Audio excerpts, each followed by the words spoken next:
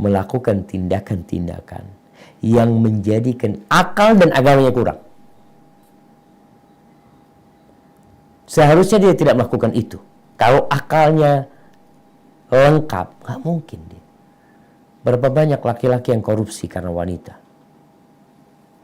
Na'udzubillah. Akalnya di mana? Berapa banyak laki-laki yang akhirnya durhaka, memutus silaturahimnya gara-gara wanita. Melakukan perbuatan dan tindakan yang memalukan gara-gara wanita. Fitnah wanita maksudnya. Berlomba-lomba mencari dunia, lupa dengan halal dan haram karena fitnah wanita. Dalam hadis riwayatkan Imam Muslim dari Abu Sa'id Al-Khudri radhiyallahu anhu bahwa Nabi alaihi salatu wasallam bersabda, "Inna dunya hulwatun khadirah wa inna Allaha mustakhlifukum fiha fayanzur kaifa ta'malun." Sesungguhnya dunia ini manis rasanya, hijau warnanya, dan Allah menjadikan kalian khalifah di sana supaya Allah melihat bagaimana kerjaan kalian, bagaimana kelakuan kalian di dunia. Fattaqud dunya, berhati-hatilah kalian dengan dunia. Wattaqun nisa, dan berhati-hatilah dengan wanita. Fa inna awwala fitnati Bani Israel kanat fin nisa. Awal fitnah di Bani Israel adalah wanita. Kerusakan, kekacauan yang terjadi di Bani Israel, penyebab pertamanya adalah godaan wanita. Di riwayat Imam Ahmad disebutkan perincian tentang kisah Bani Israel. Bagaimana fitnah wanita di sana? Disebutkan imra'atain tawilatain tu'rafan wa imra'atun qasiratun aw imra'atin qasiratin la tu'raf. Ada dua wanita yang tinggi yang orang udah pada tahu, dan ada wanita yang pendek, orang nggak tahu dengan dia. Kalau dia ini pendek, nggak dikenal dia. Fattakhadhat rijlan min khashab. Lalu perempuan ini pasang, kalau hadis sebutkan, kaki dari kayu. Dia pakai sepatu hak tinggi. Dia pendek, dia ingin tinggi. Maka dia pakai itu kaki dari kayu, ya, sepatu yang berhak tinggi, yang itu biasanya dari kayu kan, sehingga dia tampak tinggi. Disebutkan wasaghat khataman fahashathu min atyabit tib al-misik. Lalu perempuan ini udah menggunakan pakaian yang panjang, ya, yang kelihatan, supaya nggak kelihatan bahwasanya dia pakai kaki pasangan, sehingga dia tinggi. Kemudian dia buat cincin, yang cincin itu berlobang, yang di situ bisa diisi parfum. Maka dia kasih di dalamnya itu parfum yang wangi dari misik. Kemudian dikasih tutup. Fa idza marrat bil mala' atau bil majlis. Apabila dia, nih perempuan yang pendek, yang nggak ketahuan kalau dia pendek, kalau dia melewatin laki-laki yang sedang di pinggir jalan atau di majelis, ya, atau di satu tempat, maka perempuan ini membuka parfum itu supaya aromanya tercium. Fafaharihu, maka aroma itu tercium sehingga membuat para lelaki pada memandang dia. Dan itu yang terjadi di masa kini kalau kita lihat. Itu fitnah Bani Israel yang dulu sebelum diutusnya Nabi Muhammad SAW. Ternyata perempuan-perempuan dari kalangan Yahudi, mereka udah bikin seperti itu. Bagaimana dia berpenampilan yang indah, yang wangi, menawan. Tujuannya apa? Agar laki-laki memandang dia. Ini perusak nih. Perempuan-perempuan seperti ini perusak generasi. laki-laki yang sudah beristri gara-gara perempuan seperti ini. Anak-anak orang yang belum menikah gara-gara perempuan seperti ini. Dan memang itulah fitnah wanita. Dan Al-Imam Nawawi menyebutkan bahwa fitnah perempuan ini bukan hanya perempuan yang di luar rumah. Istri pun fitnah. Bahkan fitnah istri ini termasuk besar buat kaum laki-laki. Karena dia senantiasa bersama dia. Dan bicara fitnah wanita, Allah Azza wa Jalla mengatakan, ya ayyuhalladzina amanu inna min azwajikum wa auladikum aduwwan lakum fahdharuhum. Mungkin perlu dibaca jemaah. Coba dibaca firman Allah Azza wa Jalla di surah At-Taghabun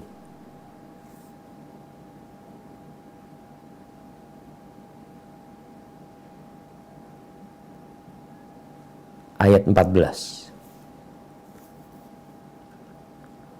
Surat At-Taghabun ayat 14. A'udzu billahi minasy syaithanir rajim. Ya ayyuhalladzina amanu inna min azwajikum wa auladikum aduwwan lakum fahdharuhum. Wa in ta'fu wa tasfahu wa taghfiru fa innallaha ghafurur rahim. Wahai orang-orang yang beriman, sesungguhnya di antara istri-istrimu dan anak-anakmu ada yang menjadi musuh bagimu, maka berhati-hatilah kamu terhadap mereka. Dan jika kamu maafkan dan kamu santuni serta ampuni mereka, maka sungguh Allah Maha Pengampun, Maha Penyayang. Subhanallah. Seperti itu wanita. Anak-anak ya, menjadi musuh buat suami ya. Tentunya tidak semua. Ada sebagian. Al-Fudail bin Iyad, seorang alim ulama yang hidup sederhana, bahkan miskin. Pada suatu hari, dia mendapatkan kiriman, hadiah dari para khalifah. Dia dapat uang sebesar 10.000 dirham. 10.000 dirham. 10.000 dirham nih, kalau buat beli kambing, dapat 100 ekor. Ya kira-kira 100 jutaan. Kalau harga kambing 1 juta. Ketika dapat duit itu, dibalikin sama dia. Enggak mau Al-Fudail bin Iyad. Udah tua Fudail bin Iyad. Akhirnya istrinya marah kepada suaminya. Apa kata istrinya? Taruddu 10,000 wa ma indana qutu yaumina. Engkau balikin 10.000. Sedangkan kita nih makanan hari ini enggak punya. Fudail bin Iyad tahu sama istrinya. Dia mengatakan, mathali wa mathalukum ka qaumin laha baqaratun yahruthuna 'alaiha. Permisalanku dengan kalian ini seperti seseorang, satu kaum yang memiliki seekor kambing betina yang digunakan untuk membajak sawahnya. Ketika sudah tua disembelih. Wa kadza antum. Begitu pula kalian. Aradtum dzabhi ala kibari sinni. Kalian mau nyembelih aku dalam kondisi aku sudah tua renta kayak gini. Mutujuan qabla an tadhhabu Fudailan. Kata Fudail, kalian mati kelaparan aja lebih baik sebelum kalian menyembelih Fudail. Tapi tidak semua selamat dari fitnah ini. Haibati fillah. Apa yang menyebabkan lelaki itu mudah tergoda dengan wanita? Kok bisa si wanita begitu menggoda? Lebih daripada godaan harta. Kata Nabi SAW dalam hadis riwayat Muslim, al-mar'atu aurah. Perempuan itu aurat. Perempuan itu aurat. Dia sudah aurat perempuan itu. Sesuatu yang harus ditutupin, yang harus dijaga. Lalu kata Nabi SAW, فَإِذَا خَرَجَتْ إِسْتَشْرَفَهَا الشَّيْطَانِ. Kalau keluar, istashrafah syaitan. Subhanallah, anak tadi berusaha untuk memahami apa sih makna istashrafah syaitan. Disebutkan syaitan ini ketika perempuan itu keluar dari rumahnya, syaitan itu langsung memandang. Seperti ini. Dia lihat ya, ada yang keluar nih. Masya Allah. Oh Masya Allah udah keluar nih. Dia lihat-lihat. Kenapa? Karena syaitan punya sarana untuk menggoda kaum laki-laki. Artinya perempuan ini memiliki kekuatan yang bisa dimanfaatkan oleh syaitan. Maka syaitan kalau perempuan keluar langsung disambut sama syaitan.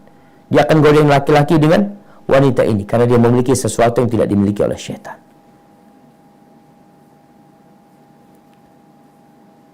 Baik itu syaitan manusia atau syaitan dari bangsa jin. Syaitan manusia sama. Kalau ada perempuan keluar, dia akan memanfaatkan. Ketika di rumah nggak bisa dia, maka ditungguin keluar sama dia. Dibawa keluar pakai mobilnya, di kendaraan umum atau dimanapun. Dan fitnah wanita ini untuk semua kalangan. Jangan dipikir yang sudah umur 70 tahun tidak tergoda dengan wanita. Yang umur 80 tahun, oh udah, nggak ada nafsu, nggak ada syahwat. Insya Allah nggak bisa digodain sama setan. Setan nggak pernah tidur siang. Dia selalu menggoda manusia selama hayat masih di kandung badan. Apa yang harus kita lakukan supaya tidak terjumus dalam fitnah perempuan? Syariat Islam.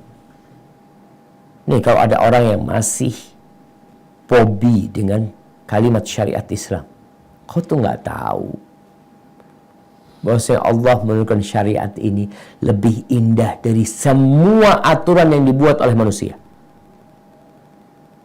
Lebih sempurna, lebih menjamin keamanan, kedamaian, kebahagiaan, kelezatan, kesenangan, kemakmuran, keadilan. Itu ada di syariat Islam.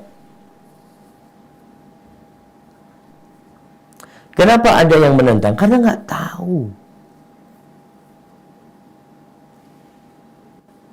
Seperti gelas. Gelas ini airnya bening. Tapi karena dicampurin dengan warna-warni, akhirnya nggak jelas. Tapi ketika disaring kembali, maka kelihatan beningnya syariat Allah ini memberikan kemakmuran buat umat manusia. Syariat Islam berusaha untuk memberikan aturan-aturan yang menyelamatkan kaum laki-laki dan para wanita juga dari fitnah. Contohnya sabda Nabi SAW, iyyakum wad-dukhul 'alan nisa. Kalian jangan masuk-masuk ke tempatnya perempuan. Sekarang laki perempuan dijadiin satu. Kalian jangan masuk-masuk ke tempatnya perempuan. Maka kita lihat di masjid itu perempuan di belakang. Oh ini bias gender ini. Ini menindas kaum wanita. Bukan, itu memuliakan kaum wanita. Iyyakum wad-dukhul 'alan nisa. Jangan masuk ke tempat-tempatnya perempuan. Waqala Nabi SAW, ketika Nabi mengatakan itu, ada seorang mengatakan, ya Rasulullah, ara'aital hamu. Wahai Rasulullah, gimana kalau ipar yang keluar masuk, gimana? Dia kan masih keluarganya suami. Suaminya nggak ada, dia masuk, keluar masuk. Mungkin ngambil sesuatu, betulin sesuatu. Apa kata Rasulullah SAW? Alhamu al-maut. Oh, ipar. Maka ipar itu kematian. Seakan-akan Nabi mengisyaratkan kalau ipar yang masuk itu akan mengantarkan kepada matinya agama seseorang. Bahkan bisa mengantarkan kepada kematian orang yang masuk. Karena ketika dia berzina dan dia sudah menikah, dia akan dirajam sampai mati. Dilarang. untuk menjaga keharmonisan rumah tangga, untuk menjaga kebebasan setiap orang menikmatin keluarganya masing-masing tanpa gangguan yang namanya ya ada pelakor, ada atau apa namanya seperti itu. Dijaga, nggak boleh masuk-masuk. Kemudian Rasul sallallahu alaihi wasallam mengatakan la yakhluwanna ahadukum bimra'atin. Tidaklah seorang di antara kalian yang berduaan dengan wanita, yang Nabi melarang, la yakhluwanna ahadukum bimra'atin. Jangan kalian berduaan dengan perempuan yang bukan mahramnya. Fa inna syaitana thalithuhuma. Syaitan itu yang ketiga. Makanya kalau kita perhatikan, ketika seorang sebelum menikah, dia menjalin hubungan asmara yang tidak diridhai oleh pencipta, mulai keluar bersama, duduk bersama, makan bersama, yang ketiganya adalah syaitan. Mereka tidak berdua. Syaitan itu berusaha untuk merangkul keduanya supaya berzina. Ketika sudah menikah, syaitan datang lagi, berusaha untuk menarik keduanya. Kalau awalnya dia dari belakang mendorong keduanya untuk berzina, sekarang setan kalau udah menikah dari tengah. Kenapa di tengah? Kan ganggu, iya ganggu supaya ini berdua berpisah. Makanya perbuatan yang paling dicintai setan setelah orang menikah adalah perceraian. Sebelum menikah maka zina, karena dia tahu akan merusak nasab, merusak agama seseorang. Nabi SAW membuat aturan. Ketika sholat di masjid, selesai sholat berjamaah, perempuan itu pulang duluan. Laki-laki masih di masjid berzikir, yang perempuan pulang duluan. Dan perempuan sendiri tidak dianjurkan untuk sholat berjamaah di masjid. Di masjid nih, rumah Allah, nggak dianjurkan.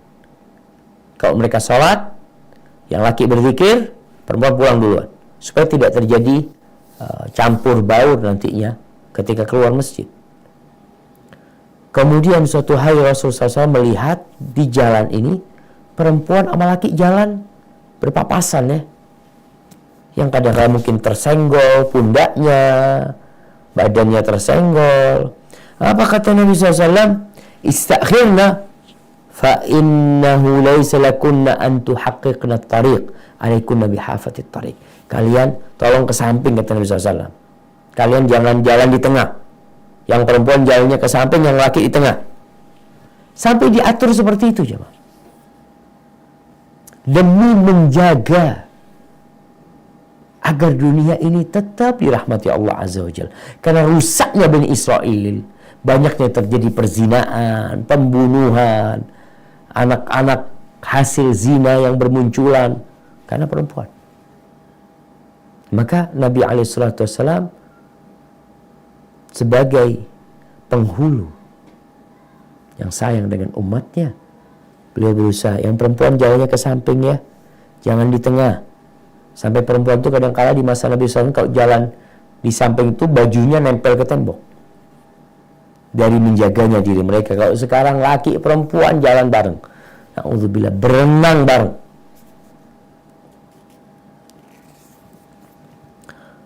Ahibati fillah, di masa Nabi SAW, Masjid Nabawi itu punya beberapa pintu. Nggak ada pintu khusus buat perempuan. Kalau sekarang kan Masya Allah perempuan dapat pintu khusus, jadi selesai laki nggak lewat sana. Karena di masa Nabi SAW masjidnya nggak besar. Akhirnya Nabi buat aturan lagi. Beliau mengatakan, "Lau tarakna hadzal bab." Katakan laki-laki, kalau bisa kalian tinggalkan pintu ini. Pintu ini biar untuk perempuan.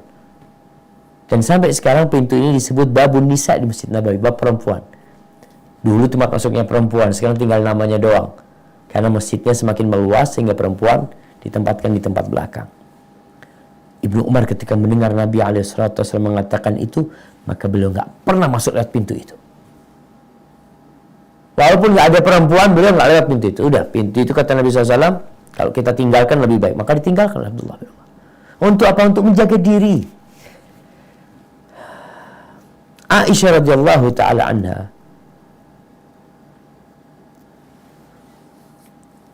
di masanya setelah meninggalnya Nabi SAW melihat kondisi wanita berubah. Yang dulunya pemalu, yang dulunya menjaga diri, akhirnya mereka udah mulai di masa Nabi, di masa Aisyah radhiyallahu anha. Lalu Aisyah mengatakan, andai kata Nabi SAW itu mengetahui atau hidup di masa yang seperti ini, niscaya beliau akan melarang perempuan-perempuan untuk keluar dari rumahnya, untuk berangkat ke masjid mungkin, sebagaimana wanita-wanita Bani Israel dilarang. Karena mereka menggoda. Wanita itu indah. Maka diperintahkan laki-laki untuk menundukkan pandangannya. Masanya berat. Kalau kita lihat sekarang bagaimana musuh-musuh Islam mengeksploitasi wanita. Menjual wanita. Perempuan, oh enggak, kita enggak dijual. Di mana dijual? Mana-mana sekarang. Sampai anak pernah melihat di sebuah bar. Bukan anak masuk bar, jemaah. Sebuah hotel. Sebuah hotel, kalau nggak salah di Abu Dhabi. Di Abu Dhabi, anak masuk lift, ada iklan di situ. Buat perempuan masuk bar itu gratis dan dapat 3 bir gratis. Oh, itu kan memuliakan wanita? Enggak. Mereka mau beli perempuan dengan harga murah. Karena kalau banyak perempuan di bar itu banyak laki-laki yang datang. Laki-lakinya yang bayar, perempuannya gratis. Mereka mau jual perempuan. Mereka bikin pakaian-pakaian, ya Allah jemaah, berbagai macam perhiasan yang menggoda wanita, pakaian yang ketat, ya, kemudian make up yang begitu menawan, dan cerita-cerita yang merusak juga banyak. Film-film dibuat untuk menggoda. Kita hampir tidak pernah melihat majalah kecuali ada wanita yang menggoda di sana. Koran, lihat koran sebelah kanan biasanya, bagian depan atau sebelah kiri mesti ada wanita. Iklan apa aja? Iklan mobil, iklan motor, iklan belanja, sabun, sampo, mesti ada di situ gambar wanita. Iklannya kulkas. Kenapa sih? Tadi hadisnya udah jelas. Nabi SAW mengatakan al-mar'atu aurah. Perempuan itu aurat. Kalau keluar rumah, setan langsung lihat. Oh, ini nih. Kita punya alat nih. Dilihatin sama setan, dimanfaatkan sama setan. Maka keluarnya wanita dari rumah dengan bersolek dan berias yang tidak diperbolehkan oleh syariat menjadi faktor yang sangat merusak. Mau tidak mau. Sekarang kalau kita masuk ke toko, ke mall, rumah sakit, pesawat, kereta, hotel, kantor, semuanya mengandung unsur eksploitasi wanita untuk menggoda kaum laki-laki. Semuanya. Kemana kita mau pergi sekarang? Kenapa sih di pesawat pramugari harus pakai kayak gitu? Kenapa harus pakai lipstik yang seperti itu? Harus pakai rok yang terbelah sehingga pahanya kelihatan?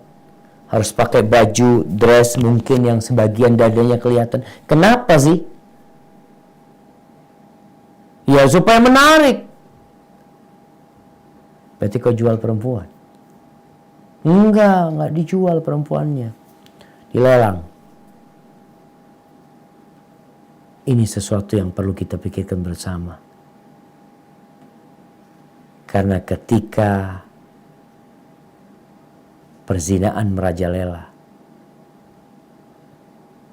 perselingkuhan di mana-mana, anak-anak SMP, SMA, kuliah sudah pada berzina,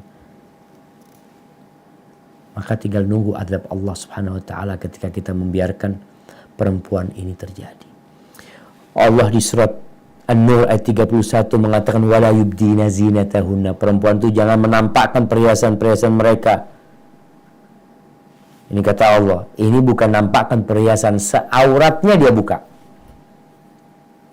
Di surat Al-Ahzab ayat 53 Allah mengatakan wa idza sa'altumuhunna mata'an fas'aluhunna min wara'i hijab. Kalau kalian minta sesuatu kepada keluarga Nabi SAW, minta dari balik hijab, dari istri-istri Nabi.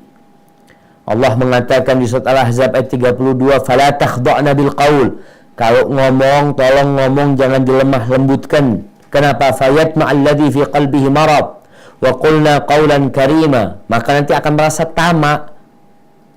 Di sini ada resiko orang-orang yang jelek hatinya, yang ada penyakit di hatinya, jadi ingin berzina. Ini ngomong biasa, gimana sekarang perempuan dengan lagu-lagunya bernyanyi, sudah suaranya dibikin lembut, auratnya ditampakkan. Mau dibawa kemana bangsa ini? Generasi depan itu mau dibawa kemana? Diajarin apa dengan media yang kita lihat, televisi yang ada? Coba acara-acara yang dibuat sama mereka, mana yang mendidik generasi muda untuk menjadi orang yang bermanfaat buat negeri dan bangsa? Hiburan, hiburan, hiburan, hiburan. Kita hidup bukan untuk berhiburan. Kita hidup untuk membangun kehidupan yang lebih nyata dan abadi. Kita harus serius menghadapi semua ini. Hiburan perlu. Yang bolehlah sepekan sekali ada hiburan. Tapi ternyata acara televisi dari pagi sampai sore, sampai malam, semuanya hiburan. Ada yang bermanfaat Ustaz. Satu. Apa? Ya, ketika diumumkan masuk azan maghrib waktu Jakarta. Alhamdulillah manfaat tuh. Kita jadi waktu sholat. Setelah itu lanjut lagi. Haibati fillah. Sekarang bagaimana kita menyelamatkan diri kita dari fitnah wanita? Yang wanita juga diperintahkan menutup auratnya, untuk tidak keluar rumah, untuk menjaga pandangannya. Kita bicara yang laki, apa yang harus dilakukan? Yang pertama, jangan melepas pandanganmu. Fitnah itu ada di luar. Kita berusaha untuk memperkecil fitnah yang ada, tapi di diri kita sendiri apa yang harus kita lakukan? Anda sebagai seorang laki-laki, maka ya seperti sabda Nabi SAW, la tudbi'in nadhrah an-nadhrah, jangan diikuti pandangan dengan pandangan selanjutnya. Fa inna lakal ula wa laysat lakal akhir, bagimu yang pertama, yang selanjutnya bukan. Maksudnya yang pertama bagimu adalah pandangan yang tidak sengaja. Nggak sengaja melihat perempuan, ya sudah, palingkan pandangannya. Ini adalah istilahnya itu al-wiqayatu khairun minal ilaj. Menjaga lebih baik daripada mengobati. Tindakan preventif itu lebih baik daripada harus pengobatan nanti. Orang kalau sudah menjaga diri agar tidak terkena kanker, alhamdulillah bagus. Tapi kalau udah kena kanker, habis sudah. Naik tuh stadium 1, stadium 2, stadium 3, stadium 4. Makanya udah kasih tahu rokok ini menyebabkan kanker. Jaga jangan ngerokok. Kalau kau tetap ngerokok rusak nanti. Kau nggak kesian sama dirimu sendiri. Maka menjaga lebih utama daripada mengobatin. Begitu pula dengan wanita. Ketika kita nggak ngelihat, subhanallah jemaah, kenapa orang buta itu tidak terfitnah dengan wanita lewat matanya? Karena nggak pernah ngelihat, dia nggak tahu kayak apa tuh perempuan. Dan kita pun ketika tidak melihat, ada di ruangan ini umpamanya, ada perempuan lewat di luar sini, bolak-balik dia perempuan. Mungkin perempuan itu dengan rok yang seksi, ya, lewat. Karena Anda nggak kelihatan, nggak tergoda Anda. Maka kalau kita lihat teman-teman di Australia, Masya Allah. Kalau di musim dingin, kata teman-teman, Masya Allah Ustaz. Kalau musim dingin, tertutup rapat. Sampai jarinya nggak kelihatan. Wajahnya tinggal sedikit yang kelihatan. Maka tatkala itu biasanya fitnah berkurang. Tapi kan apakah kita menunggu masa itu? Ya, kadangkala kita perlu menciptakan masa seperti itu. Cari tempat yang kita tidak terfitnah dengan wanita. Dan ada seorang soleh yang mengatakan kepada anaknya, Ya bunayya imshi wara al-asad wal aswad awil wal usud. Imshi wara al-asad wal usud wala tamshi wara amra'ah. Wahai ananda, berjalanlah engkau di belakang singa, tapi jangan berjalan di belakang wanita. Jalan di belakang singa, ada singa, jalan di belakangnya nggak apa-apa. Insya Allah kau nggak akan tergoda, tapi jangan berjalan di belakang wanita. Ya Allah Ustaz, masa seperti itu perempuan Ustaz? Betul. Jadi istilah di barat mengatakan ladies first. Perempuan suruh jalan dulu, nggak berlaku dalam Islam. Perempuan kalau berjalan, engkau ngelihat dia. Perempuan itu dari belakang, dari depan dan belakang menggoda. Tapi ketika engkau berjalan di depannya selesai, engkau nggak akan tergoda kemana? Dia di belakang, nggak kelihatan Anda. Maka berjalanlah di belakang singa. Tapi jangan berjalan di belakang wanita. Karena pandangan mata itu seperti anak panah yang beracun, kata Nabi SAW. Kalau sudah masuk, biasanya akan merusak sampai ke jantung. Dan membuatnya berpikir, akhirnya mengantarkannya kepada perzinaan. Bagaimana para salafus soleh menundukkan pandangannya? Ar-Rabi', Sufyan bercerita tentang Ar-Rabi'. Dia mengatakan, kana Rabi' yaghuddu basarahu. Rabi' itu menundukkan pandangannya, famarra bihi niswah. Tahu-tahu perempuan lewat. Maka Rabi' itu menundukkan pandangannya sampai seperti orang buta. Akhirnya wanita-wanita itu berpikir dia ini buta. Mereka mengatakan, Ya Allah, na'udzubillah dari buta, na'udzubillah dari tinggal. Padahal dia nggak buta. Dia sedang menundukkan pandangannya. Hasan bin Abi Sinan. Disebutkan Hasan bin Abi Sinan ini berangkat sholat Id. Biasanya sholat Id banyak perempuan-perempuan memang keluar juga melaksanakan sholat Id. Ketika pulang, ada yang mengatakan kepada dia, Ya Aba Abdullah, ma ra'ayna idan akthar nisa'an minhu. Kita nggak pernah melihat lebaran seperti ini. Yang paling banyak perempuannya kayaknya sekarang ini. Banyak perempuan yang pada sholat. Memang hal itu menakjubkan. Perempuan banyak sekali yang berangkat ke masjid untuk sholat Id. Ketika pulang, dia berjumpa dengan istrinya.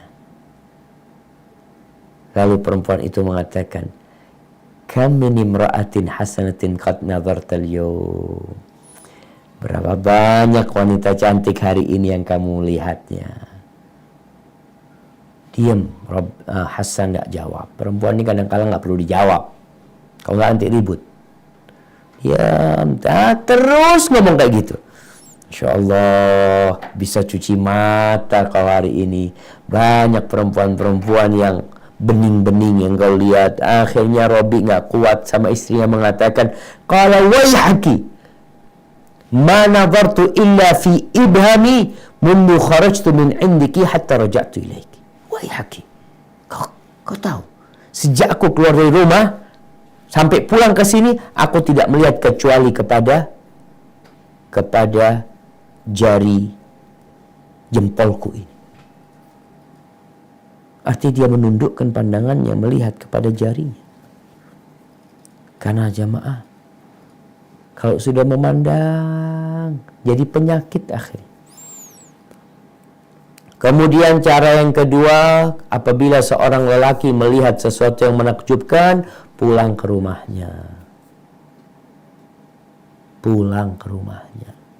Maka di sini di rumahnya harus ada istri. Kalau punya rumah, sudah. Hasratnya itu hendaklah dia salurkan kepada istri. Apa kata Nabi SAW? Innal mar'ata tuqbilu fi surati syaitanin wa tudbiru fi surati syaitan. Laki dan perempuan ini tukbil dari arah depan dalam gambaran setan, dari arah belakang dalam gambaran setan. Dia menggoda dia dengan tubuh dia. Fa idza ra'a ahadukum ra'atan fa'ajabathu.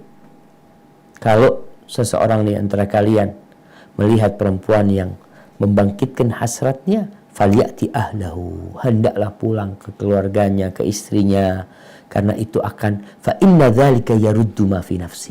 Ketika sudah disalurkan hasratnya, selesai sudah.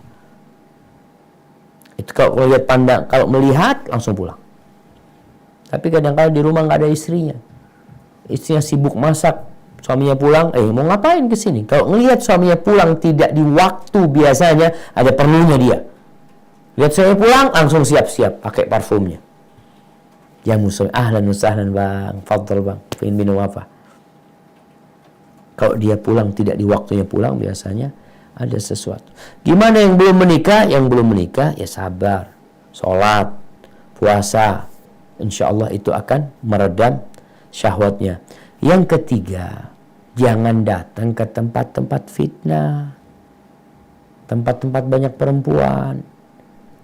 Di Indonesia nih kita lihat ada banyak acara, mungkin di luar juga sama di Australia, di Sydney mungkin ada daerah-daerah yang memang akhirnya tempat fitnah tersebut.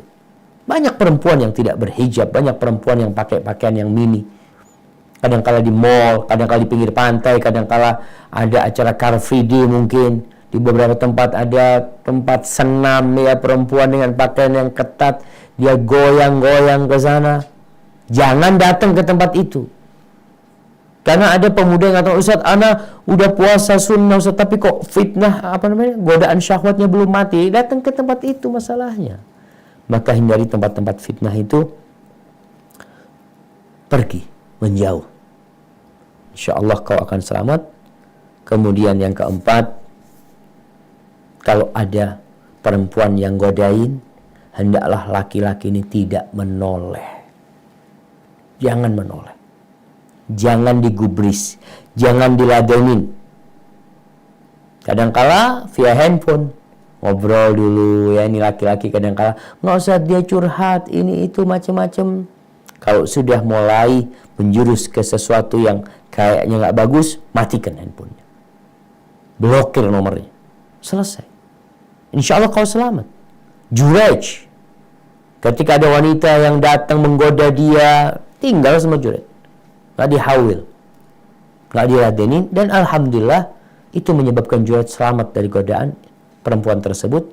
Tapi kadang-kala laki-laki ini ya udah imannya lemah, dia ladenin tuh perempuan sehingga dia terjerumus kepada perzinaan. Kemudian yang kelima jamaah, yang terakhir sebelum kita masuk ke sesi tanya jawab, ketahuilah bahwa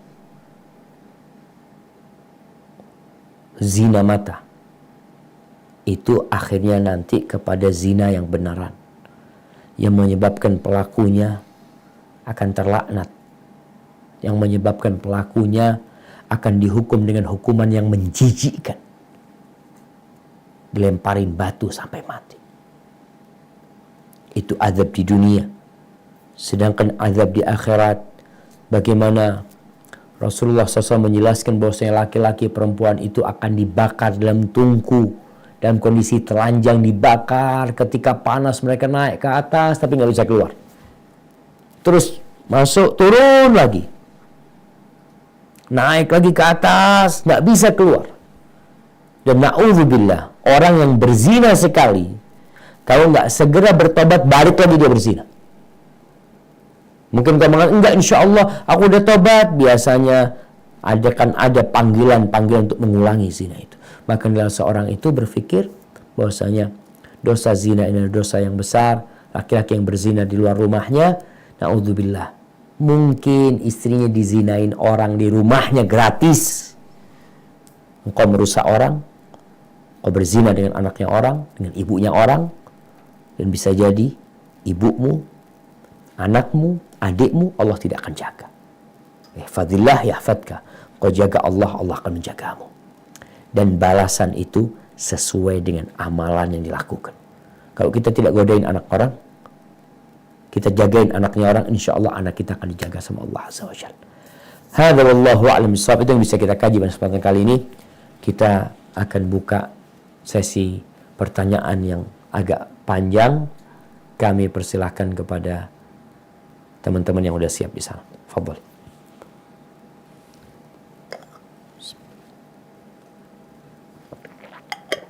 Assalamualaikum. Waalaikumsalam warahmatullahi wabarakatuh. Bolehkah wanita saat keluar rumah memakai perhiasan yang umum digunakan seperti cincin kawin atau gelang yang tidak terlalu berlebihan ukurannya, atau jam tangan? Apakah dibolehkan, Ustadz? Barakallahu fiik. Nah, ada perhiasan buat wanita yang memang nampak. Perempuan itu tidak boleh menampakkan perhiasannya. Tapi memang ada yang kata Allah SWT, illa ma dhahara minha, kecuali memang perhiasan yang nampak, nggak bisa disembunyikan. Apa yang tidak bisa disembunyikan? Ini menurut pendapat yang rajih, tangan perempuan dan wajahnya bukan aurat. Tapi kalau dia pakai cadar akan lebih mulia buat dia. Maka kalau tadi ditanyakan pakai cincin, maka boleh dia pakai cincin. Karena memang itu yang nampak di diri dia. Tapi kalau gelang, boleh pakai gelang, tapi bukan untuk ditampakkan. Pakai jam silahkan. Tapi kalau akhirnya harus menyingkap lengannya supaya kelihatan gelangnya, itu nggak boleh. Karena ada perempuan yang pakai baju itu, dan ini harus hati-hati. Nggak semua pakaian kadang-kala ada kancingnya. Terkadang ketika dia angkat akan nampak. Maka berusaha kalau mau pakai gelang nggak apa-apa, tapi bukan untuk ditunjukkan. Ada perempuan yang pakai kalung. Kalung itu tempatnya di dalam, di leher apa, di luar jilbab. Jadi ada perempuan Masya Allah, karena ingin tampil supaya kelihatan cantik dia, dan dia tahu dia sudah pakai jilbab. Bagaimana supaya orang tahu dengan perhiasan dia? Perhiasannya dipakai di luarnya.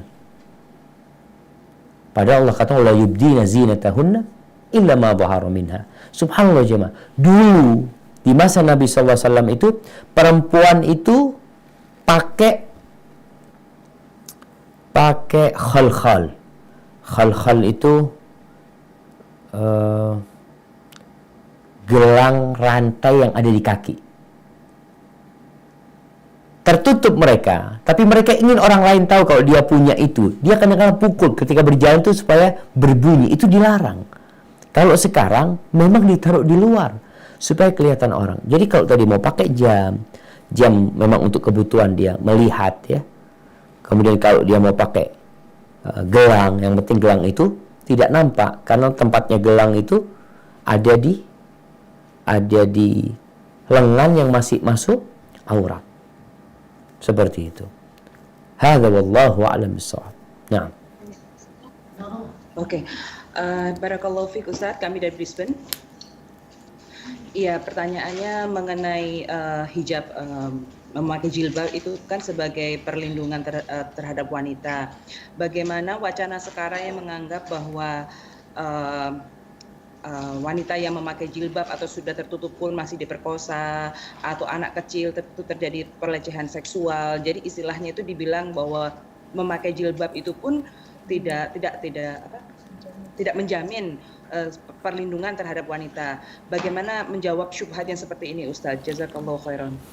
Barakallahu fiik. Subhanallah jamaah. Bicara syubhat ya. Ana baca sebuah tulisan di Inggris.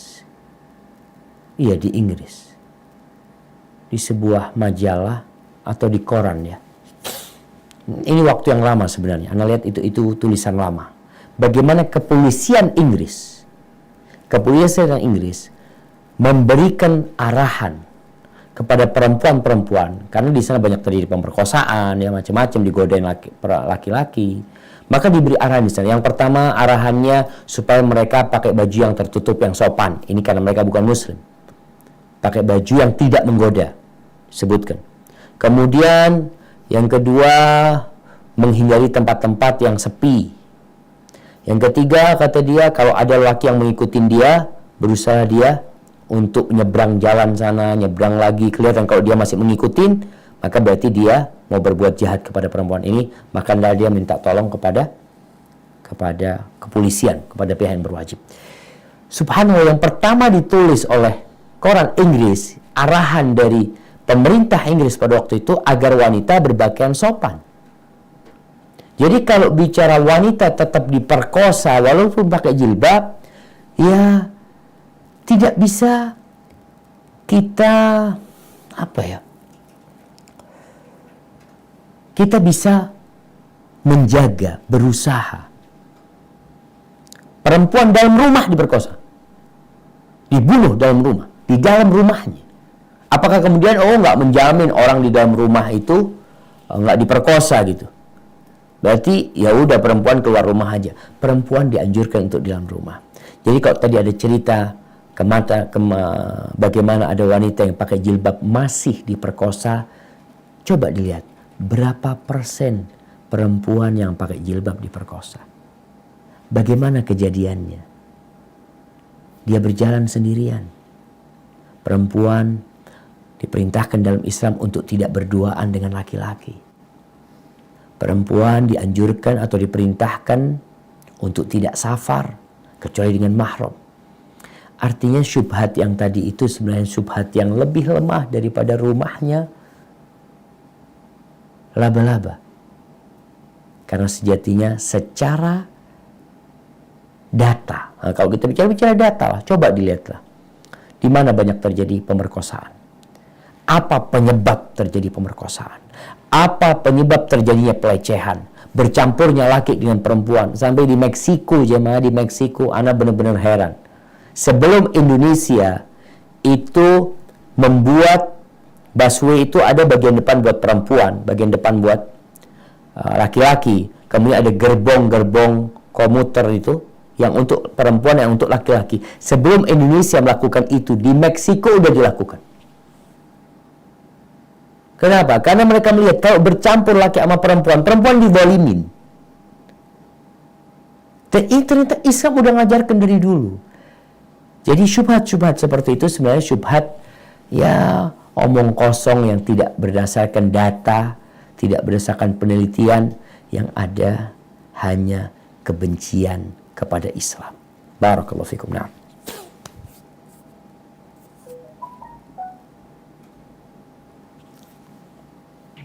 Assalamualaikum Ustadz. Dari Perth ada pertanyaan titipan dari seorang ibu. Bolehkah saya merasa capek? Bagaimana cara saya untuk terus bisa sabar menghadapi cobaan dan fitnah terus-menerus terhadap dirinya? Di mata seseorang dia lakukan itu selalu dinilai salah. Tolong nasihatnya untuk seorang ibu ini, Ustadz, karena dia sudah merasa lelah. Jazakallahu khairan. Satu lagi, Ustadz. Barakallahu fikum. Waalaikumsalam warahmatullahi wabarakatuh. Pertanyaannya, seorang wanita menjaga anak-anak dari kawan-kawannya, di antaranya anak kawan-kawannya itu ada yang lelaki sudah akhir balik, artinya teenager. Sedangkan wanita ini sudah umur 70 tahun. Bagaimana itu menurut nasihat Ustaz? Jazakallahu khairan. Nah, ada dua pertanyaan. Yang pertama berkaitan dengan bagaimana harus bersabar menghadapi musibah yang silih berganti, ya. Yang dia kok kayaknya udah gak sabaran menghadapi yang seperti itu. Apa yang harus dia lakukan? Kadang-kala ditanggapin selalu buruk oleh orang lain, padahal kita ingin berbuat baik. Hidup ini ujian. Kemanapun kita pergi, dimanapun kita berada. Karena Allah sudah memutuskan bahwa dunia ini darul bala, negeri bala. Maka kalau ini mencari kesenangan di muka bumi ini salah, bukan tempatnya. Seperti orang mencari mutiara di padang pasir. Kemudian seorang wanita kadang-kala merasa hanya dia yang susah hidupnya. Orang lain bahagia, orang lain senang, ana susah hidupnya. Subhanallah. Sejatinya semua orang memiliki cobaan yang berbeda-beda. Terus bagaimana supaya kita bisa bersabar? Yang pertama, melihatlah kepada kebesaran Allah Azza wa Jalla. Lihatlah kepada hikmah yang Allah inginkan dari kita. Ada bala yang kata Nabi SAW terus mendampingin seseorang. Nemenin orang ini, bala ini gak lepas. Sampai kapan? Sampai dia berjalan di muka bumi ini tanpa punya dosa. Oh, ternyata bala itu seperti sabun cuci yang membersihkan baju. Noda-noda itu jadi hilang. Kita pun sedang dibersihkan. Kemudian kalau bicara tentang pahala buat orang yang dapat bala, yang hidupnya penuh dengan musibah, maka subhanallah tentunya berbeda dengan orang yang senang hidupnya atau yang tidak dapat bala kecuali sedikit. Maka kata Nabi sallallahu alaihi wasallam, yawaddu ahlul afiyati yaumal qiyamah anna juludahum quridat bil maqarid lima yarawna min thawabi ahlil bala. Itu orang-orang yang hidupnya ya jauh dari bala, tidak terlalu banyak yang menimpa dia di dunia. Ketika melihat pahala, balasan, ganjaran yang diberikan kepada orang-orang yang penuh dengan bala hidupnya, dia ingin kulitnya itu digunting-gunting dengan gunting dari besi supaya dia dapat pahala itu. Maka lihat ke sana. Kemudian selain melihat ke sana, hendaklah melihat kepada yang di bawah kita agar terhibur kita. Bukan hanya kita yang susah. Ada banyak orang yang lebih susah dari kita hidup. Hal itu insya Allah akan membuat kita jadi bersyukur. Kemudian itu juga lihat nikmat Allah tuh banyak yang diberikan kepada kita. Hanya saja orang itu ketika kena musibah, konsentrasi dia kepada musibah itu. Dia lupa. Lupa dengan apa? Kenikmatan Allah yang lainnya yang Allah telah berikan kepada dia. Maka hendaklah seorang lakukan hal itu sambil berdoa memohon kepada Allah, Allahumma afriq alaina sabra. Dan ketika dia sudah mulai kehabisan energi untuk sabar, maka cobalah dia ngapain? Salat, bertasbih, memohon kepada Allah Azza wa Jalla agar Allah menguatkan dia. Tapi ada pun berkaitan dengan pertanyaan kedua tentang seorang wanita yang mungkin merawat anaknya orang, yang mana anaknya itu nggak semuanya perempuan, ada yang laki-laki. Kemudian yang laki-laki udah remaja, udah baligh, apa yang harus dilakukan? Maka dia menjaga interaksi dengan anak-anak itu. Ada batasan-batasan yang harus tetap dia jaga. Seperti apa? Di antara batasan yang harus dijaga adalah ya dia tetap harus pakai jilbab. Dia tetap harus pakai kerudungnya. Kemudian dia tidak berduaan dengan anak itu di rumah. Dan juga auratnya anak itu kita juga udah nggak boleh ngelihat karena dia udah, kalau kecil mungkin ya kita merawat dia, gantiin baju dia, tapi ketika dia sudah mulai besar, maka hendaklah perempuan-perempuan yang bekerja mungkin sebagai perawat anak-anak perempuan untuk menjaga diri. Dan kalau ternyata dia itu ada yang modelnya hadonah, tempat penitipan anak, harus dipisahkan. Kalau sudah ada laki-laki yang baligh, ya sudah bersama laki-laki yang baligh dan perempuan yang baligh dengan perempuan yang baligh pula, atau dengan anak-anak. Hadza wallahu a'lam bissawab. Nah, silakan. Assalamualaikum Ustadz.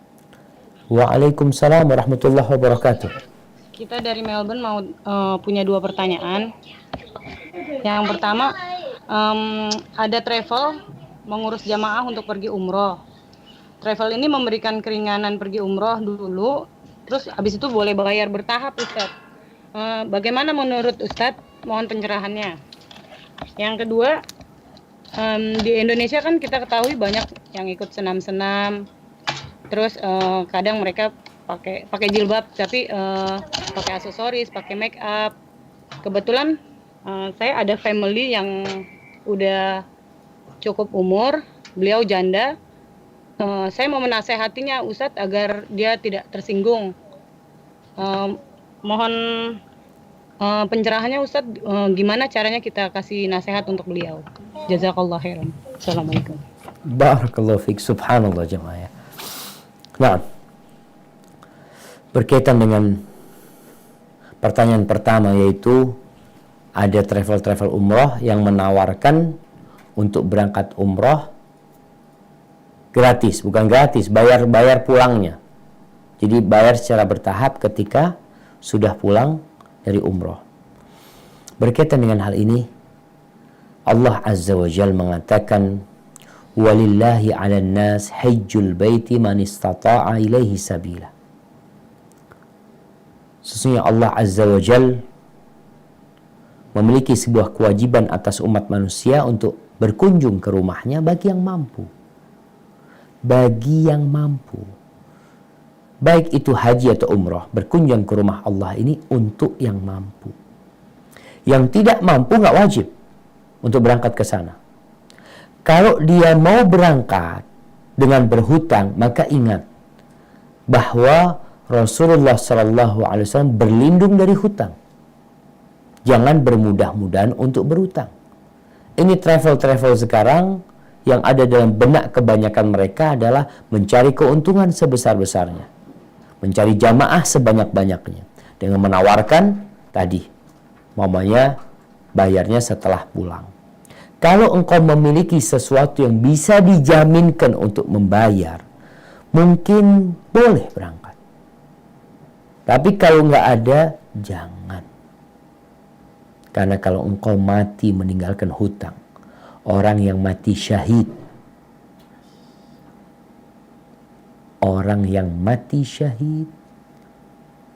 ketika dia punya utang, maka subhanallah, tidak akan masuk surga sampai dia melunasi hutang. Maka nasihat ana, berusahalah untuk tidak berhutang, kecuali punya jaminan yang bisa untuk membayar itu. Tapi kalau mengatakan enggak, insya Allah ana bisa nyicil dengan gaji bulanan. Ketika engkau meninggal dunia, engkau nggak punya gaji bulanan. Selesai sudah urusanmu. Dan akan menjadi beban buat keluargamu nantinya. Padahal itu bukan sesuatu yang harus engkau kerjakan. Seperti itu. Barakallahu fiik. Lalu berkaitan dengan pertanyaan kedua ya, yang memiliki tentang senam, yang udah pakai jilbab tapi tetap pakai aksesoris ya, tetap make up macam-macam, tuh perempuan jamaah padahal udah umur ya, kadang-kala dia udah janda apalagi ya, tetap dia itu ingin menarik orang lain untuk memandang dia, gak berhenti jamaah. Subhanallah, ini pertanda memang godaan wanita ini dahsyat sekali. Lalu bagaimana kita memberikan nasihat kepada orang-orang seperti ini? Kasih nasihat tentang iman terlebih dahulu. Tentang hakikat kehidupan. Tentang bagaimana seorang muslim seharusnya hidup di muka bumi ini. Dengan cara seperti itu, ingatkan dia dengan akhirat ya. Ingatkan dia dengan surga Allah Azza wa Jal. Kemudian sampaikan bahwasanya banyak perintah-perintah Allah yang harus kita kerjakan ya.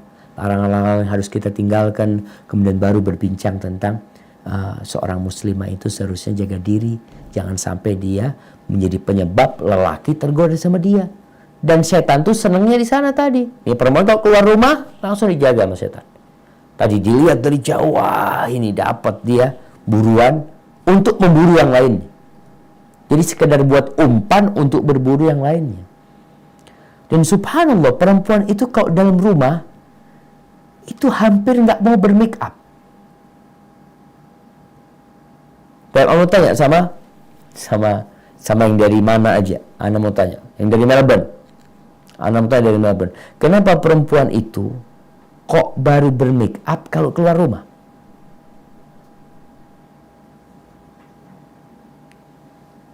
Nah,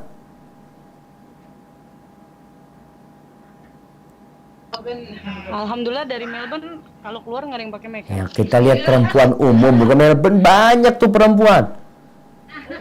Kalau keluar rumah semua pakai make up. Kalau dalam rumah nggak bermake up mereka. Bener nggak perempuan? Ini kita bukan bicara perempuan yang pakai jilbab ya, enggak. Perempuan yang nggak pakai jilbab. Kenapa kalau dia di rumah nggak bermake up? Kenapa? Karena nggak ada yang ngeliatin.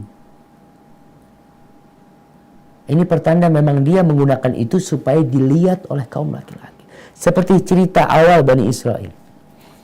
Adakah perempuan dalam rumahnya dia pakai sepatu hak tinggi ya, kemudian di depan suaminya dia jalan dengan sepatu itu? Ada nggak? Ada insya Allah kalau udah pakai jilbab. Kalau udah ngerti agama, Masya Allah, dia biasanya akan berusaha untuk menghibur suaminya. Suaminya datang dia pakai sepatu yang bagus, pakaian yang indah, karena tujuan dia memang menghibur suaminya. Maka kasih nasihatlah perempuan-perempuan yang seperti itu untuk bertakwa kepada Allah Azza wa Jalla, untuk berharap pahala dari Allah dan tidak menggoda laki-laki yang seharusnya mereka menundukkan pandangan, tapi kita memang ingin dia melihat kita dan memandang kita. Kemudian yang terakhir, ingin dipuji dan disanjung dengan keindahan yang ada pada dirinya. Padahal udah tua kadang-kala jamaah. Hadza wallahu a'lam bissawab. Nah.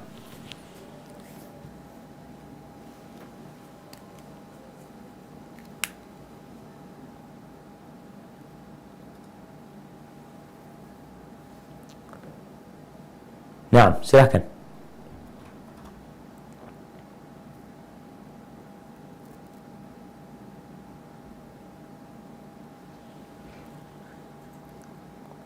Ahlan wa sahlan.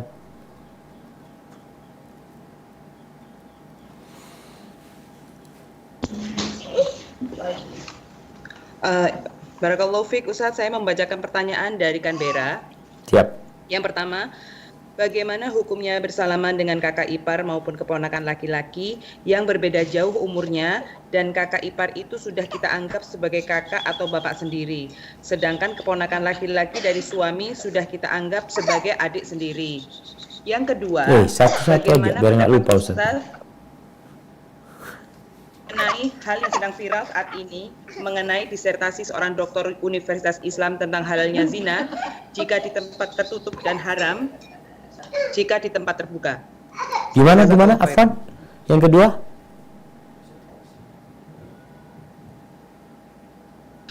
Yang kedua, bagaimana pendapat Ustaz mengenai hal yang sedang viral saat ini mengenai disertasi seorang doktor Universitas Islam tentang halalnya zina jika di tempat tertutup dan haram jika di tempat terbuka. Nah. Allahu Akbar jamaah. Baik, pertanyaan yang pertama. Pertanyaan pertama Ana sampai lupa. Apa pertanyaan pertama? Ipar.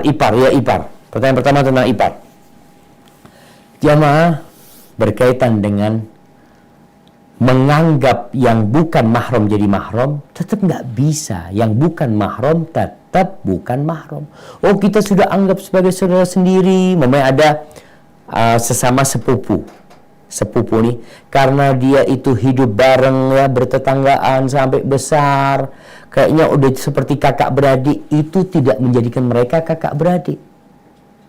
Sebagaimana kakak ipar atau abang ipar itu tidak akan pernah menjadikan dia sebagai mahram. Keponakan ipar juga, keponakan suami tidak akan pernah menjadi mahram. Jadi kita baik sama mereka, kita jaga silaturahim dengan mereka, tapi tetap dengan batasan-batasan yang sudah ditetapkan oleh Allah, mana yang mahram dan mana yang bukan mahram. Apa yang bisa kita lakukan kepada mahram kita, apa yang bukan mahram kita. Bukan berarti kita boleh berduaan dengan dia, karena kita sudah anggap dia sebagai bapak kita, subhanallah. Kita kemudian melakukan yang biasa kita lakukan dengan mahram kita, berduaan sama dia, nggak boleh. Tetap jadi anggapan dari diri kita itu tidak menjadikan atau tidak merubah hukum sejatinya. Hukumnya tetap. Kalau yang kedua berkaitan dengan viralnya sebuah disertasi yang berpandangan bolehnya berzina. Dia tidak mengatakan berzina ngomongnya. Karena kalau bicara bolehnya berzina, nggak ada yang membolehkan zina. Mereka bahasanya bolehnya melakukan hubungan seksual. Bolehnya berhubungan badan tanpa ikatan pernikahan. Ini dalilnya dengan milkul yamin, karena di masa dulu itu budak-budak itu boleh digauli oleh pemiliknya. Boleh digauli sama pemiliknya tanpa pernikahan. Berarti boleh kita cari perempuan yang kita nggak perlu nikah lah dengan dalil tadi. Kenapa diviralkan jamaah? Kenapa yang nulis seorang muslim? Sejatinya tulisan-tulisan barat itu udah banyak kayak gitu. Mereka menebarkan syubhat-syubhat, tapi karena yang menulis itu orang kafir, maka nggak diterima oleh umat Islam. Yang namanya mustasyriqun, para orientalis. Sejak dulu mereka berusaha menebarkan syubhat-syubhat, membuat kajian-kajian. Tapi kajian-kajian mereka nggak laku. Karena umat Islam, kafir. Maka orang-orang kafir pun berpikir, kalau begitu nggak bisa kita berbicara pakai lisan kita. Pakai apa? Pakai lisannya orang Islam. Maka bagaimana umat Islam ini diajarin sama mereka? Baik yang dari Indonesia, dari Mesir, dari Maroko. Orang-orang belajarnya ke barat nih. Dulu awalnya ke barat belajarnya. Belajar di Sorbonne, di McGill, di Kanada sana, atau di Amerika, belajar di sana, belajar Islam. Kita ini selalu berbicara, kita tuh ketinggalan sama orang Barat. Mereka sudah sampai ke bulan, kita masih belajar tentang masalah namanya khilafiyah. Betul, seharusnya udah selesai. Urusan agama nggak usah di otak-atik. Antum belajar ke Amerika bagaimana bikin rudal. Belajar ke Amerika bagaimana bikin pesawat tempur. Belajar ke sana bagaimana pulang bisa bikin handphone tanpa kita harus impor dari Amerika, dari Cina, dari Korea. Hendaknya kita belajar ke sana itu. Ketika belajar ke Amerika, belajar Islam, pulang ngerusak Islam. Kenapa? Laung belajar dari orang yang memang ingin merusak Islam. Dari dulu. Maka ini masalah kita jamaah. Ada sampai seorang guru besar perguruan tinggi Islam negeri di Indonesia dulu, udah mati dia. Dia pulang dari Kanada. Awalnya sekolah di Indonesia, terus ke Mesir, terus lanjutkan S2, S3-nya di Kanada. Kemudian dia memiliki pandangan-pandangan yang merusak Islam. Dan bukunya itu, Masya Allah, dijadikan kurikulum di perguruan tinggi Islam. Subhanallah jamaah. Ketika dia ke Kanada, dia cerita, Ana baru dapat Islam di sini. Dia di Mesir sekolah, bertonton nggak dapat Islam di sana. Dapat Islam yang benar di Kanada. Islam yang siapa? Islam yang sudah di-redesign oleh orang-orang Barat itu supaya umat Islam ini tidak ditolong sama Allah SWT. Dan kalau sekarang viral, beberapa tahun yang lalu sudah ada buku sama dari perguruan tinggi Islam, sebuah jurnal yang menulis, Tuhan izinkan aku untuk menjadi pelacur. Lanjutannya sekarang. Dulu sudah ada tuh buku, cuma belum viral mungkin. Karena ya masih banyak ulama-ulama yang menentang, tapi sekarang muncul nih yang seperti ini. Jadi dulu judulnya Tuhan izinkan aku untuk menjadi pelacur, sebuah memorial yang ditulis dengan anggapan bahwasanya apa sih bedanya pernikahan dengan pelacuran? Pernikahan itu hanya kantong-kantong sperma laki-laki. Dan sama, yang dibungkus dengan buku hijau pernikahan sama aja dengan yang pelacuran itu sendiri. Dan mereka mengatakan yang kita lihat sekarang, dulu pelacur, nggak ada lagi pelacur, sekarang disebutnya PSK. Semua muaranya itu adalah untuk merusak, dan wanita ini adalah yang jadi korban sebenarnya. Dia yang jadi korban sebenarnya. Hanya para wanita merasa dia bisa hidup bebas, dia bisa bekerja semau dia, keluar semau dia, masuk semau dia, dengan laki mana dia akan berzina dia lakukan itu. Tapi bahasa-bahasa agama ini mulai dihilangkan untuk mengikis keimanan sebenarnya. Maka nggak usah diviralkan. Kita itu kadang-kadang memviralkan sendiri. Udah banyak orang yang jauh dari agama baca itu, oh bagus ini. Sehingga mereka ketika berzina tidak lagi merasa berdosa. Dulu orang berzina, ini bedanya bid'ah dan maksiat. Ketika orang melakukan kemaksiatan, dia tahu ini dosa, dia berzina ini dosa. Ketika masalah syubhat, yang fitnahnya syubhat, kemudian dia bikin sesuatu aturan agama yang baru, dibungkus seakan-akan agama membolehkan. Dengan pemikiran dia itu, bagaimana orang akan bertobat? Ketika dia melakukan perzinaan, yang dibilang hubungan seksual di luar nikah, tapi yang ada sandarannya dalam agama, sehingga itu seakan-akan boleh, gak akan pernah bertobat. Yang ada, ya memang kiamat udah deket ya ma. Tapi kita harus berusaha. Jangan sampai Allah Azza wa Jal menjadikan kita orang-orang terburuk. Yang terjadi kiamat itu kiamat tidak akan terjadi kecuali yang tersisa di muka bumi adalah orang-orang yang paling buruk pada waktu itu. Hadza wallahu a'lam bissawab. Nah.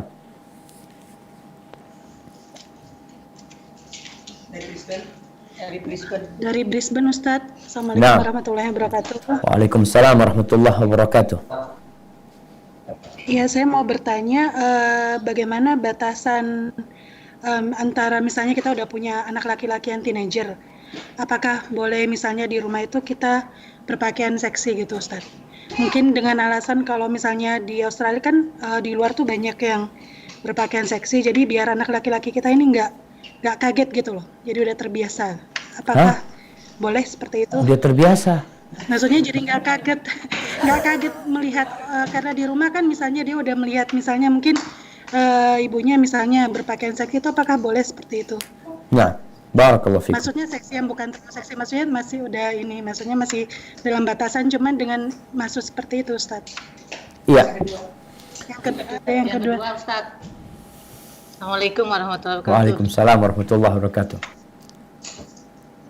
Untuk perempuan umroh sendiri atau haji sendiri itu gimana? Nah, Di atas katanya 45 tahun boleh. 45 tahun. Barakallahu fiik. Iya, berkaitan dengan pertanyaan pertama ya. Pertama, perempuan di rumah pakai pakaian yang sopan.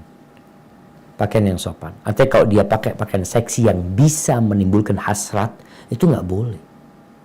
Apalagi dia ingin menunjukkan kepada anaknya. Anak itu menghormati ibunya. Anak itu cinta sama ibunya. Tapi tetap nggak boleh ibunya menggoda syahwat anaknya dengan pakaian seperti itu. Kalau bicara nantinya, ya Ustadz untuk membiasakan dia itu akan terbiasa dengan sendiri nanti di luar melihat hal itu. Tidak perlu ibunya memberikan pembiasaan seperti itu kepada dia.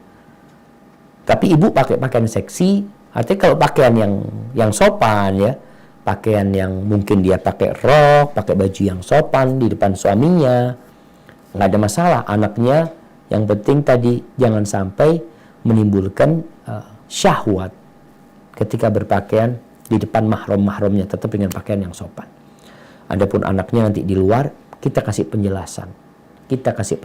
Wallahi jamaah, kalau bicara di luar itu pakaian seksi, mau nggak mau sekarang kita berangkat kemanapun, jangan di Australia, di Indonesia, Anak-anak kepingin main di mall, mamanya kemana, pemandangannya nggak ada yang enak sebenarnya.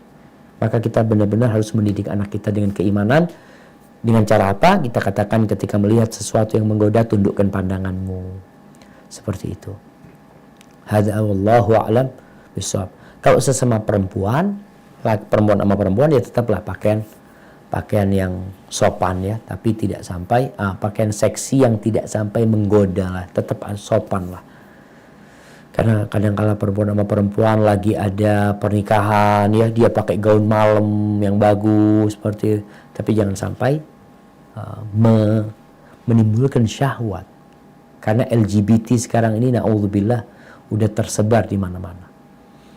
Adapun pertanyaan kedua berkaitan dengan haji umroh tanpa mahram. Jadi kalau kita berbicara hukum fikih memang akan mendapatkan khilaf di antara para ulama. Ada yang mengatakan boleh dan tidak boleh. Ada yang mengatakan boleh dikarenakan dahulu larangannya itu berkaitan dengan keamanan buat wanita tersebut. Nah, sekarang kalau bicara keamanan, siapa yang menjamin keamanan tadi buat dia? Dia nggak akan tergoda di sana, ada yang jagain dia. Kemudian kalau bicara umur 45 tahun ke atas, memang pemerintahan Saudi mungkin tidak mensyaratkan mahram buat yang 45 tahun ke atas. Bukan berarti yang umur 45 tahun ke atas nggak menggoda. Kadang-kadang ada wanita yang masih menggoda. Maka nasihat ana, tetaplah berusaha untuk tidak umroh, tidak haji, kecuali pakai mahram. Namun kalau kondisinya benar-benar tidak punya mahram dia ya, nggak ada mahramnya dia, udah mati semuanya, dan dia ingin berangkat haji, dalam madhab Imam Ahmad bin Hanbal kalau nggak punya mahram jadi nggak wajib dia haji walaupun dia punya harta. Tapi dalam madhab lainnya kalau memang dia, dalam madhab Syafi'i kalau nggak salah, kalau memang sudah nggak ada mahram, maka dia bisa berangkat dengan jaminan teman-teman perempuan yang akan menjaga dia. Hadza wallahu a'lam bishawab. Nah.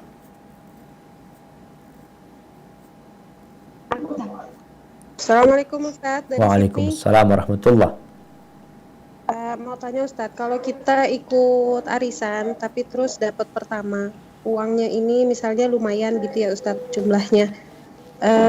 Kalau kita nggak pakai sampai setahun, arisannya juga belum selesai, masih bayar terus, itu harus dizakatin apa enggak Ustaz? Terus yang kedua, Assalamualaikum Ustaz. Waalaikumsalam warahmatullahi wabarakatuh. Ustaz mau nanya menyambung pertanyaan 2 minggu yang lalu mengenai yang orang tua mengambil uang anaknya tanpa sepengetahuan si anak itu Ustaz. Siap. Dalam hal ini Ustaz, yang mengambil itu ibu, dia mengambil uang anak perempuannya dengan kondisi si ibu ini sudah meninggal suaminya dan si anak ini sudah menikah dan dia berpenghasilan sendiri. Anak perempuan ini tidak bergantung sama suami. Ya. Penghasilannya Masya Allah Ustaz. Ya. Tapi kalau diminta dia agak pelit Ustaz, tapi kalau diambil dia nggak tahu. Masya Allah. Jazakallah Ustaz. Siap. Berkaitan dengan pertanyaan pertama.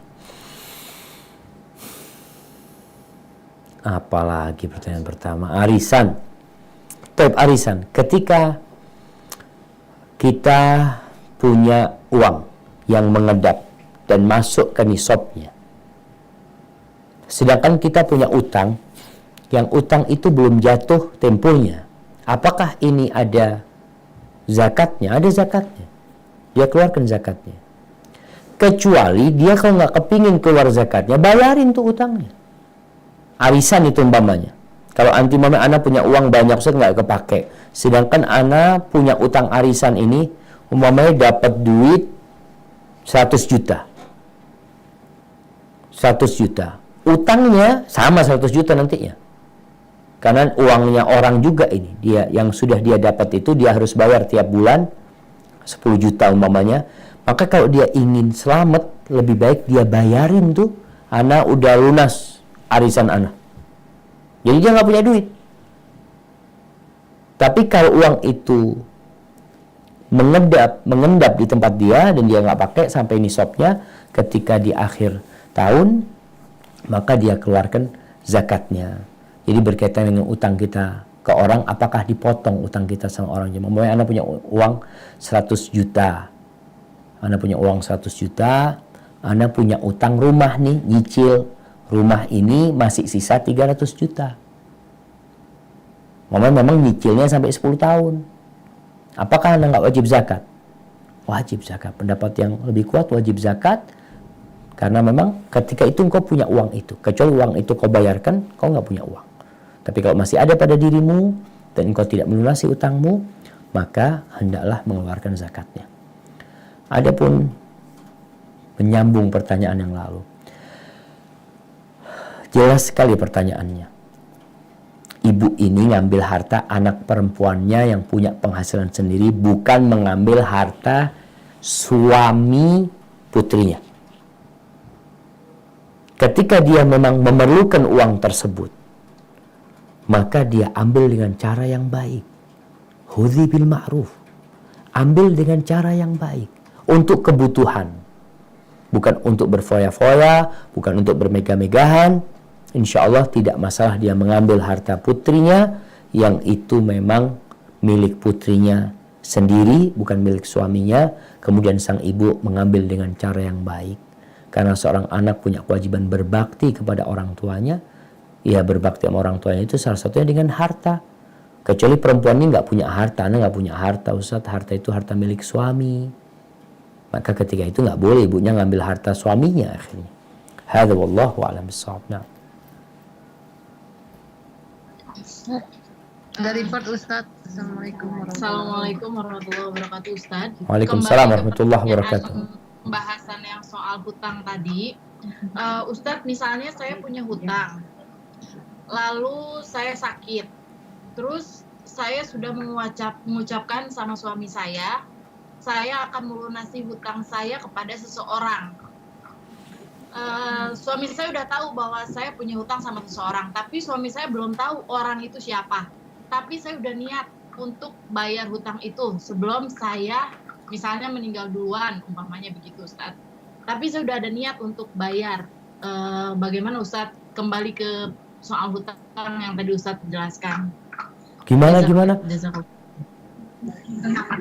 Afwan.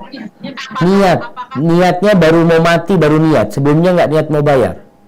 Ya niat, maksudnya bukan gitu, Ustaz. Maksudnya niat. Gimana? Anak-anak jadi nggak paham. Ini niat. Kan niat mau bayar hutang. Iya kan, saya misalnya udah bayar, udah dicicil gitu, Ustaz, misalnya gitu. Dalam proses pencicilan hutang. Oke. Ya, misalnya. Nah, terus karena misalnya saya sakit, saya bilang sama suami saya gitu, misalnya. Bilang itu untuk apa? Iya, untuk bayar, untuk menyelesaikan hutang itu. Tapi iya, seandainya terjadi apa-apa sama saya udah bilang sama suami saya mau melunasi hutang. Tapi saya belum nyebut nama orang itu, nama yang saya punya hutang itu, tapi saya keburu meninggal gitu. Gimana dengan niat itu? Kalau gimana niat bayar. Tapi kalau nggak dibayar belum bayar berarti. Udah bayar, udah dicicil. Belum lunas kan?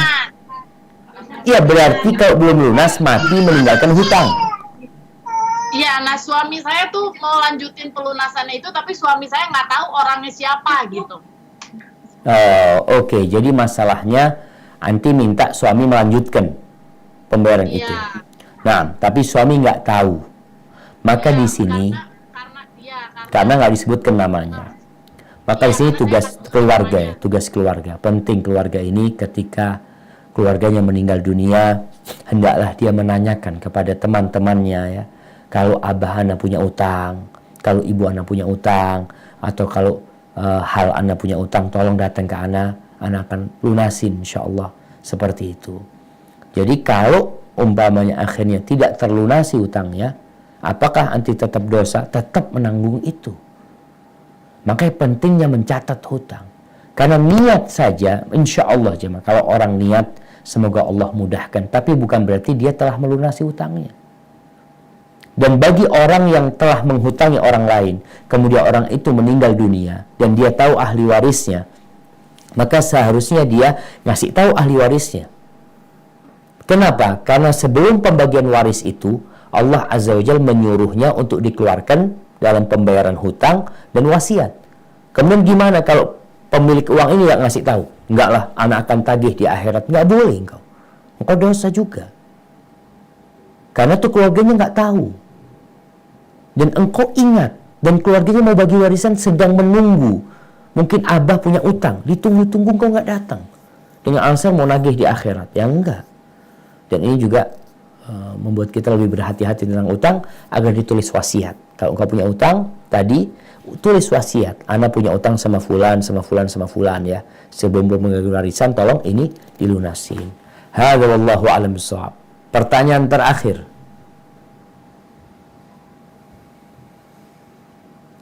Hari ini Malaysia ikut nggak? Assalamualaikum Pak Ustadz. Waalaikumsalam warahmatullahi. Dari mana nih? Melbourne. Melbourne lagi, balik lagi gitu ke Melbourne. Ini Pak Ustadz mau nanya nih, apakah jika wanita yang kerja buat keluarganya itu termasuk sedekah? Terus yang kedua, boleh nggak nambah lagi? Jangan banyak-banyak, satu cukup. Satu lagi dong Pak Ustadz, apakah wanita wajib salat Jumat? Itu aja Pak Ustadz, sekolah ya. Barakallahu fiik. Iya, seorang wanita yang bekerja untuk membantu keluarganya. Mungkin dia kasih kepada suaminya. Mungkin dia kasih kepada anak-anaknya. Apakah itu sedekah? Nah, cerita Zainab, istrinya Ibnu Mas'ud radhiyallahu anhu, yang dia bekerja menenun kemudian dijual, dibuat makan sama keluarganya.